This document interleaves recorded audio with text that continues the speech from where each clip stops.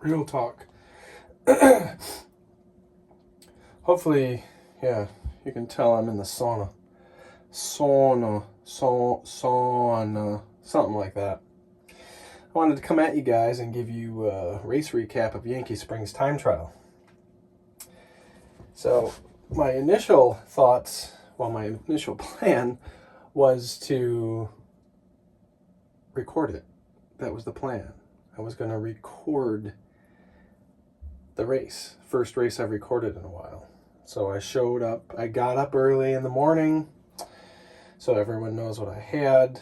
I had my normal avocados, oatmeal,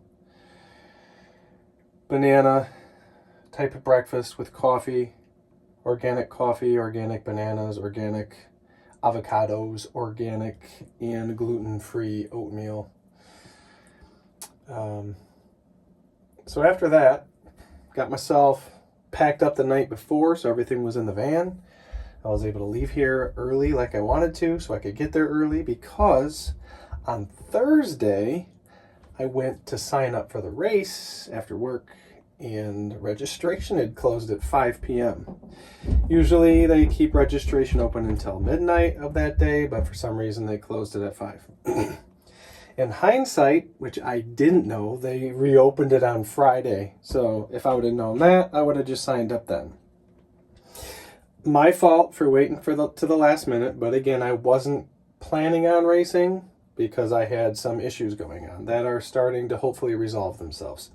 Anyway, back to getting to the Deep Lake campground area around 7:40-ish, pulling in, getting parked, going to the bathroom, bathroom try number one. If you're a racer, you know it's usually more than one time to the bathroom. I was not dressed with my riding gear because I was there an hour and 20 minutes early with plenty of time. I proceeded to get on my bike and ride over to the registration area. And I got to the registration area about 10 minutes to 8, and there were people there. People were getting their plates. 2 guys were handing out plates to people. And I asked about day of registration and was told that the person was going to be there at 8. And I kind of grumbled a bit, and then I was told to relax. Okay, so I relaxed. Registration guy, day of registration guy showed up about 8:03. I asked, how long before you're going to be able to, get us going? He says, give me 90 seconds, be ready to go. Perfect. 8:05, in line. There's some other people grumbling about the registration process and their plates not being where they were supposed to be. And the guy's computer wasn't working properly for some reason. He had to go do something because something wasn't working. There were some other people behind me that had registered on Friday, and because they had registered Friday, they were not assigned a plate, and so that was what he was going to do. So a long story short, I brought cash, which is what I usually do at races for day of registration. You just bring cash and you pay with cash. Everybody takes cash on race day, not Yankee Springs.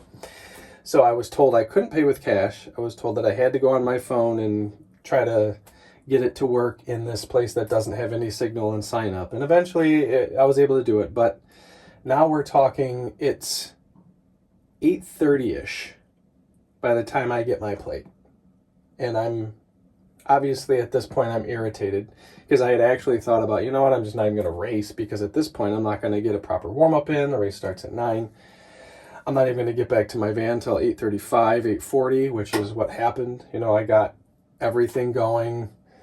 When I got to the van, had to do another bathroom stop, had to get all my gear on.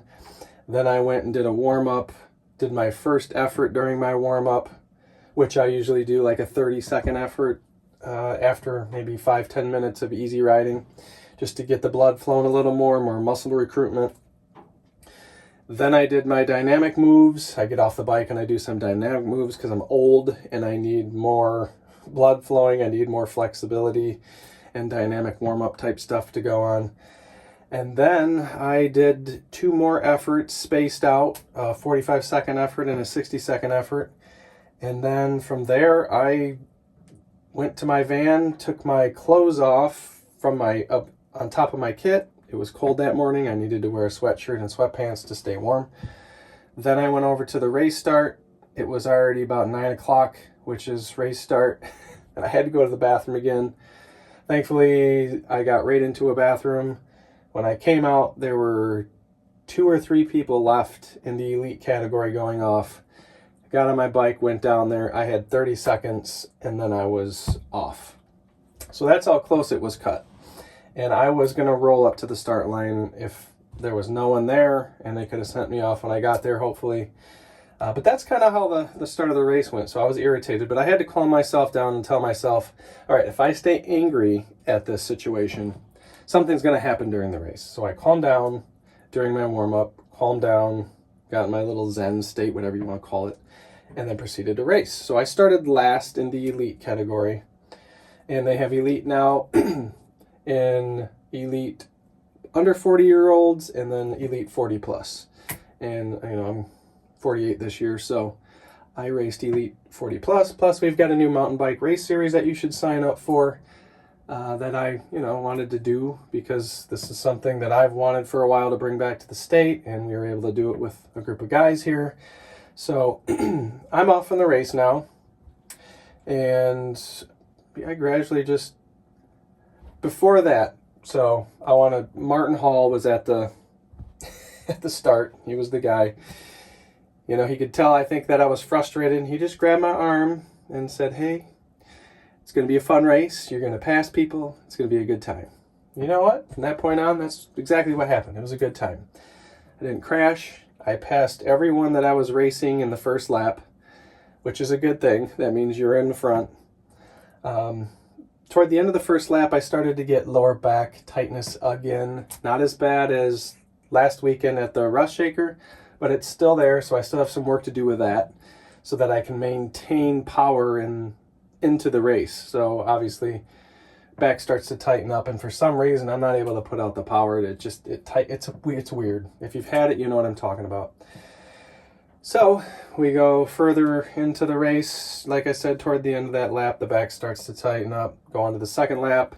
On downhills, I'm mindful. I'm trying to stretch on the bike, getting my hips forward up on the top tube to push the hips forward to stretch and loosen things up. And it works to an extent, so I'm able to keep pushing a bit. And I continue to pass elite 40 under racers and was able to finish the Yankee Springs time trial, which actually, with the lack of rain, the trail was in really good condition, just the normal sand spots. I didn't crash. I might have said that already, but finished in under an hour and a half, which is good. I think only 6 people did that on the day out of, I don't remember, 40-ish elite riders. And then I was able to take the top step in the elite 40 plus. So it was a good day in the end. Got to hang out afterwards with, everyone that you like, mountain bikers, like-minded guys, getting together, talking, chatting, having a good time. So, yeah, overall a good day. A good day. It was a good day in the end. For my hydration during the race, I used Tailwind. I think everybody knows that pretty much now. Strictly Tailwind.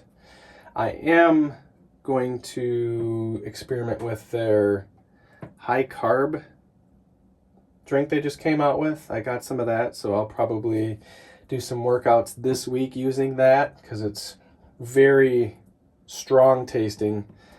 And then if they work during the workouts, then I'll try to use it. I'm planning on racing Custer this weekend, so we'll see how that goes. I'm going to continue with the old body, getting the rolling pin, rolling out the muscles, getting into the compression boots, doing some compressive therapy, staying on top of hydration, and getting some more intervals in before the race this weekend. I think that's about it. Hopefully I didn't complain too much. Hopefully you enjoy the race recap from the sauna. See you in the next one.